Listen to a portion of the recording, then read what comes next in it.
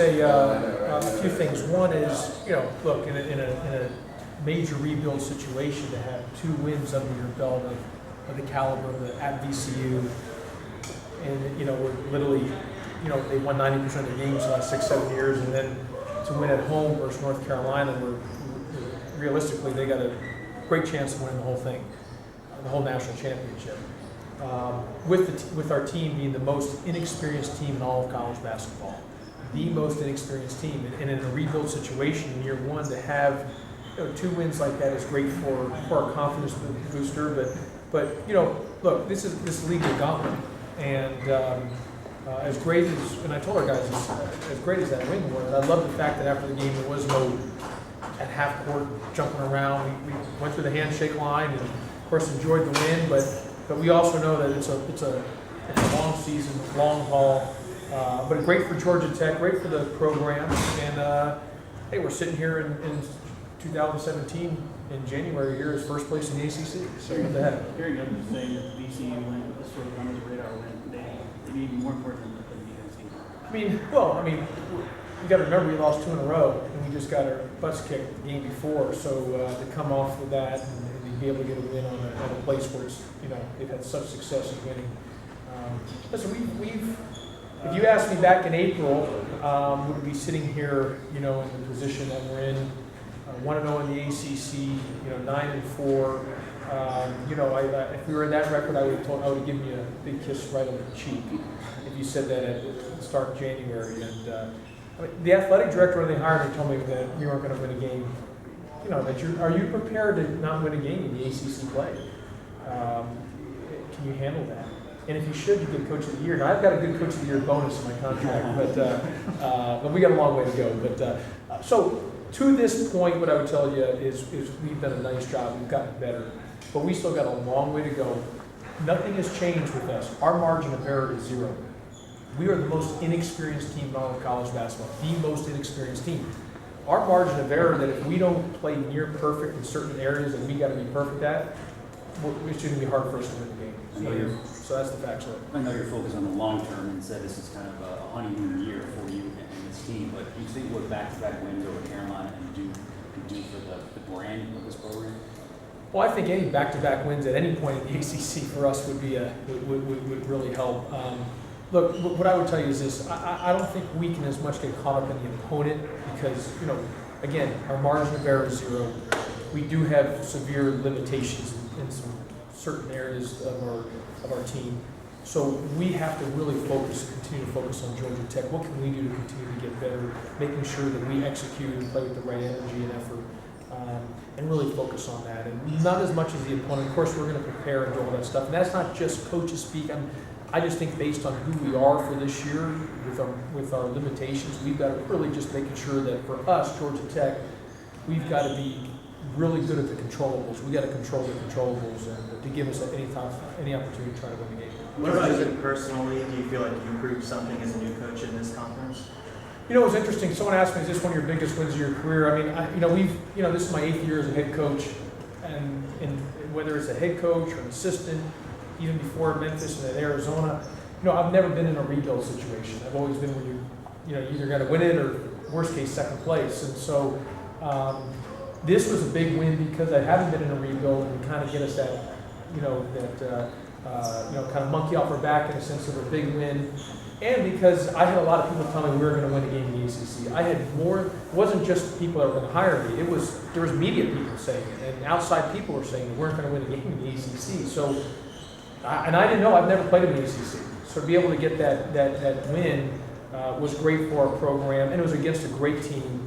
And obviously one of the greatest coaches of all time. And so to be able to do that was great for the program and the rebuild. Who asked you that, and what did you say to that? Say it again? Who asked you if that was the greatest? It was a reporter had asked me that, and he had asked me that, and I've been around some great wins. And but for a rebuild in a situation like I keep saying, like our VCU win at VCU, we can't forget that. That's a great win for us in this year 1 of this rebuild. That's a good win for our program. You've been to Cameron? Never been to Cameron. Never been there. It's my first time. Coach K just not to be on the bench, I guess, on the other side. No, Will be, or? I thought he was gonna, yeah, I saw somewhere online that he was gonna coach this game, and then Wednesday's gonna be his final game before he was gonna take a leave after. So, listen, I mean, the guy's one of the greatest ever to coach in the history of sport. And he's done so much for basketball, obviously with the USA Basketball Olympics and all that good stuff. So we wanted to get healthy and get well. And so he's coaching this game, and I guess on Saturday when they play Boston College, what I read just online that he's going to take a leave after our game. Are you excited have, about that? Be able to match up against him? Well, I can tell you the way I shoot the ball, he could probably beat me one-on-one. So I'm not competing against Coach K. I don't look at it like that. The guy's got over 1,000 wins, 5 national championships. So I'm not even in his dust. So he's in a whole other stratosphere than I am. Our team is the one who has to compete against their team, and hopefully that we'll play the right way and give us the best opportunity. Coach Denson? Well. You didn't have Josh Heath all summer and part of the beginning of fall practice. How important has it been to get him back to maybe to where he was before? I thought Josh Heath was fantastic for us on Saturday, and that's what he's supposed to be. He's a senior. He's supposed to be like that. And so I was proud of him. Really has come through. I think the more he plays, the better it'll be. But he came. He and Quentin and Corey. I mean, Quentin was fantastic in his effort. Josh made big plays. Corey had some big 50-50 balls. And listen, Kellen, those are 4 seniors. Kellen McCormick, based on what he did the game before with the shooting, they had a guard when he was in the game. So our seniors really contributed. Talking about limitations, when you have limitations, how important is the defensive intensity to the I would say that's been our one constant. There's been 2 constants with us. I felt that one, we've defended pretty well. If you look at our numbers, Carolina came in averaging 89 points. We held them 63. They're one of the best offensive teams. We really defended well. We've been defending that way all season long. And second, I think our ball movement's been pretty good. Now, we haven't made a lot of shots. We missed some layups and some things, but we've moved the ball pretty well. I mean, we had 16 assists on 22 made field goals on Saturday, and Wednesday, 16 assists on 19 made field goals. My whole goal is we've got to be above 60% by the end of the year in assisted made field goals.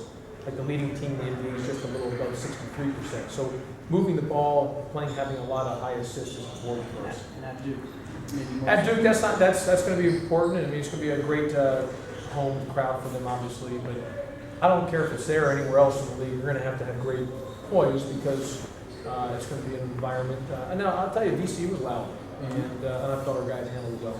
Josh, did you know before the season, let's say going all the way back to April, you alluded to that first workout, oh my gosh, I don't know if we're going to win 2 or 3 games. Or did you know right away, way back in April, you guys were going to play a lot of zone, or did you just... No, did not know we were going to play a lot of zone.